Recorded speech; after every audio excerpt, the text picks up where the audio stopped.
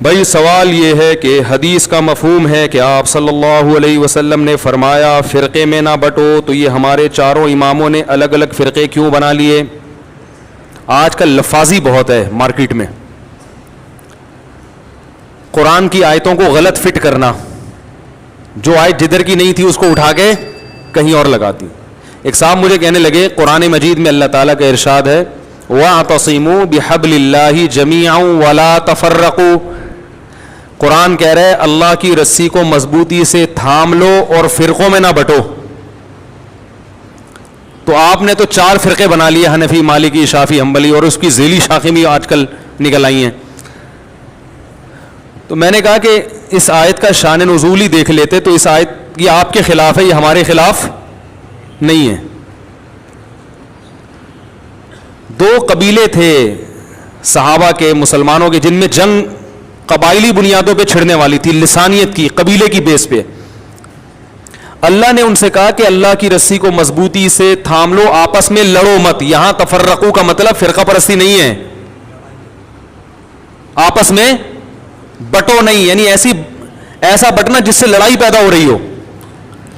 یہ کوئی اختلافی مسائل کی جنگ نہیں ہو رہی تھی ان 2 قبیلوں میں، یہ قبائلی جنگ تھی کہ ہم اوس تم خزرج، ہمارا قبیلہ ایسا تمہارا ایسا۔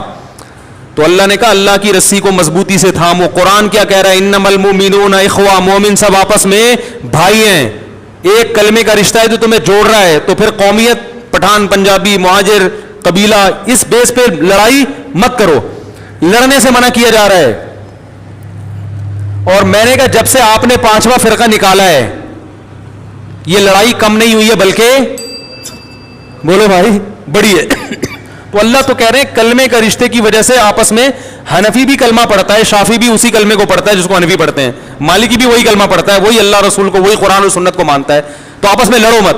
تو میں نے کہا اگر یہ حنفی شافعی آپس میں لڑ رہے ہیں تو یہ اس آیت کی مخالفت کر رہے ہیں، لڑ نہیں رہے تو قرآن و سنت کی تشریح میں اگر اختلاف یہ اس آیت کے میں داخل ہے تو یہ تو سب سے پہلے صحابہ نے کیا ہے۔ یہ سارے اختلافات تو ہمیں صحابہ میں ملتے ہیں، ایک صحابی ایک حدیث کی تشریح یہ کر رہے ہیں، دوسرے اس حدیث کی تشریح کچھ اور کر رہے ہیں، مگر لڑ نہیں رہے۔ کیا ہو گیا بھائی صحابہ میں امام کے پیچھے فاتحہ پڑھنے والے بھی، امام کے پیچھے فاتحہ کو ناجائز کہنے والے بھی، مگر پھڈا انہوں نے نہیں کیا، اور ایسا کام بھی نہیں کیا جس سے پھڈا پیدا ہو۔ کیا مطلب؟ عبداللہ بن مسعود رفع الیدین کے قائل نہیں تھے، مگر ان نے کوئی ایسا بیان نہیں داغا جس سے رفع الیدین والوں کے جذبات مجروح ہوتے ہوں اور وہ لڑائی پہ آ گئے ہوں یا وہ کمنٹس میں گالیاں لکھ کے دے رہے ہوں۔ عبداللہ بن عمر رفع الیدین کے قائل تھے، انہوں نے کوئی ایسا بیان رفع الیدین نہ کرنے والوں کے خلاف نہیں دیا کہ جو رفع الیدین کا قائل نہیں ہے۔ ہاں جو قائل ہو کے نہ کرے اس کے مخالفت ان سے ملتی ہے، لیکن جو قائل ہی نہیں ہے اس کے بارے میں انہوں نے کوئی ایسا بیان دیا ہو جس سے اس کے جذبات مجروح ہو جائیں کہ یہ حدیثی کو نہیں مانتے، یہ ایسے یہ ویسے، ایسا کوئی عبداللہ بن عمر کا بیان ہمارے پاس موجود نہیں ہے۔ آج جتنے لوگ یوٹیوب پہ بیٹھے ہوئے ہیں جو فرقہ پرستی کے خلاف جہاد کر رہے ہیں، خدا کی قسم فرقہ پرستی کو پروموٹ کر رہے ہیں، وہ نہیں آ رہی بات، کیونکہ حنفی، شافعی، مالکی، حنبلی تو جب سے یہ ائمہ دنیا میں آئے ہیں انہوں نے ریسرچ کی ہے اور ان کی ریسرچ کو کتابوں کی شکل میں مدون کیا گیا ہے، تو ان کی ریسرچ کو فالو کرنے والے کو اسی امام کی طرف منسوب کیا جاتا رہا ہے۔ یہ کام تو صدیوں سے ہو رہا ہے لیکن امت لڑی نہیں ہے، لڑ پہلی دفعہ رہی ہے۔ تو میں نے بتایا کہ جہالت کا دور ہے، کون سی آیت اٹھا کے کدھر فٹ کریں گے، کون سی آیت اٹھا کے ادھر فٹ۔ دیکھو حرمین کے امام وہ حنبلی ہیں، وہ زور سے آمین کہتے ہیں، رفع الیدین کرتے ہیں، ہم وہاں آہستہ آمین کہتے ہیں، رفع الیدین نہیں کرتے۔ کبھی آپ نے دیکھا کہ حرم میں کسی نے پکڑ کے آپ کو مارا ہو؟ ہے بھائی، چترول لگائے ہو کہ تو حدیث کو نہیں مانتا، تو یہ کرتا ہے، تو وہ، اور یہ صدیوں سے ہو رہا ہے۔ 700 سال وہاں پر حنفیوں کی حکومت تھی، اس وقت رفع الیدین نہیں ہوتا تھا۔ ائمہ حرم جو حنفی تھے وہ رفع الیدین نہیں کرتے تھے، انہوں نے کبھی رفع الیدین کرنے والوں کو پکڑ کے ان کے خلاف کلپ نہیں بنایا کہ یہ حدیث کے منکر یہ یوں یا یوں۔ اگر کسی نے بنایا تو غلط کیا ہے۔ تو اختلاف اور فرقہ واریت کو ختم کرنے کا یہ جو طریقہ آج کل مارکیٹ میں چل رہا ہے نا کہ سب کو غلط کہو اور یہ ثابت کرو کہ میں صحیح ہوں، یہ طریقہ قرآن و سنت کے خلاف ہے. آپ کو وہی جیسے میرا پورا بھی بیان ہوا نا کہ آپ کو ایک باؤنڈری کھینچنی پڑے گی کہ کس حد تک آپ جا سکتے ہیں, کس حد تک نہیں جا سکتے.